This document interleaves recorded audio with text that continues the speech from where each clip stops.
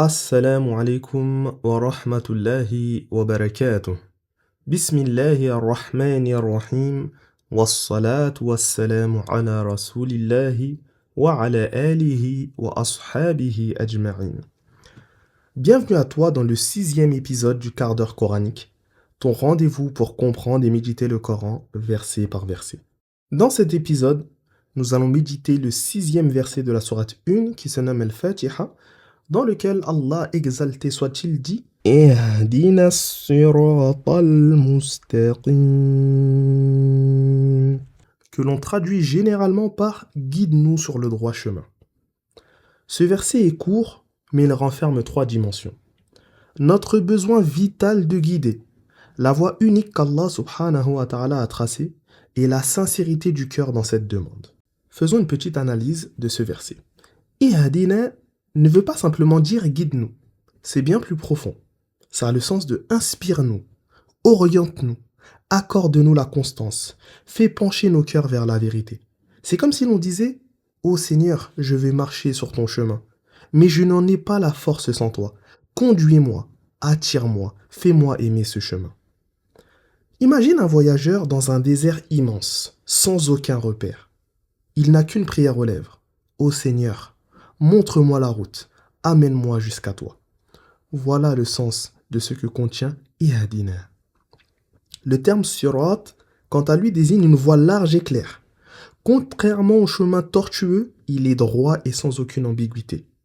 Il est utilisé au singulier, signe qu'il n'existe pas plusieurs vérités parallèles, mais une seule voie agréée par Allah, exalté soit-il. Enfin, le mot mustaqim signifie non seulement droit, mais aussi stable et qui tient debout.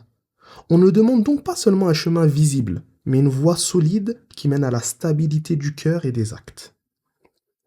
Qu'est-ce que ce chemin droit? Le chemin droit, c'est la religion qu'Allah subhanahu wa ta'ala agrée. C'est la voie du Coran. C'est l'exemple du prophète Muhammad sallallahu alayhi wa sallam. C'est la vérité dans toutes ses dimensions. Le droit chemin n'est pas une idée abstraite. C'est une manière de vivre.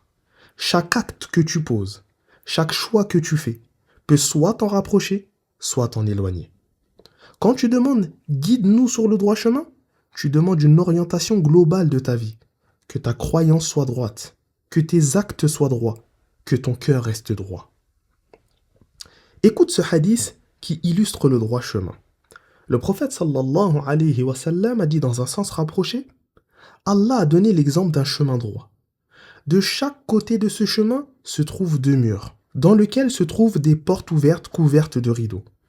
À l'entrée du chemin, un annonceur appelle « Ô gens, entrez tous ensemble dans le chemin et ne déviez pas ». Et au-dessus du chemin, un autre annonceur avertit « Lorsque quelqu'un veut soulever un rideau, attention, ne le fais pas, car si tu le soulèves, tu franchiras la limite. » Puis le prophète sallallahu alayhi wa sallam expliqua « Le chemin droit, c'est l'islam.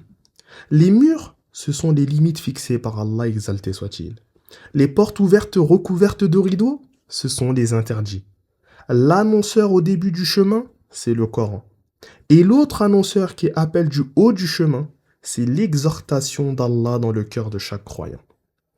Ce hadith est rapporté par l'imam Ahmed et l'imam At-Tirmidhi. Ce verset nous rappelle donc que la guidée est un don divin. Même celui qui connaît la vérité doit demander à être raffermi dessus. Ce verset est une école d'humilité. Elle empêche l'orgueil, car on ne peut pas dire « je suis déjà guidé, je n'ai plus besoin de demander ». Ce verset montre que le musulman doit penser à la communauté, car en disant « guide-nous », il demande la lumière pour lui et pour tous les croyants. À ton avis, pourquoi on répète cette demande à chaque prière plusieurs fois par jour? D'une, parce que la guidée n'est jamais définitivement acquise. Un cœur peut s'illuminer aujourd'hui et s'assombrir demain. Un croyant peut être un fervent à une époque et négligent à une autre. Répéter ce verset, c'est se rappeler que la foi est comme une lumière qu'il faut alimenter en permanence. Quand tu récites « Ihdina as-siratal mustaqim » guide-nous sur le droit chemin avec compréhension, cela te permet de reconnaître ta faiblesse, ta dépendance absolue envers Allah et ta volonté de suivre la vérité. Ne pas vivre ce verset dans ses actes, c'est contradictoire. Ce serait comme demander un chemin tout en refusant de le suivre. Pour conclure, Quand tu dis guide-nous dans le droit chemin, ne le dis pas machinalement. Dis-le comme si tu étais dans le noir complet et que tu appelais à l'aide ton Créateur pour t'éclairer. C'est une parole qui change ta perspective. Tu reconnais que seul, tu n'y arrives pas. Tu reconnais que tu as besoin de ton Seigneur à chaque pas.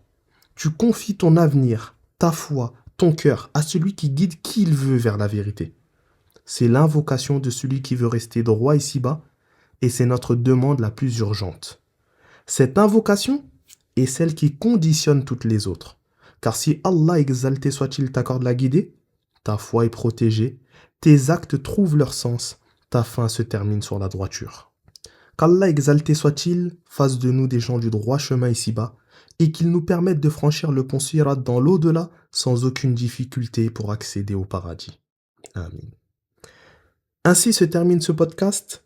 Si celui-ci t'a été bénéfique, n'hésite pas à le partager autour de toi pour que d'autres puissent en profiter à leur tour. Et si tu souhaites suivre l'explication du prochain verset, abonne-toi et n'oublie pas d'activer la cloche pour recevoir la notification.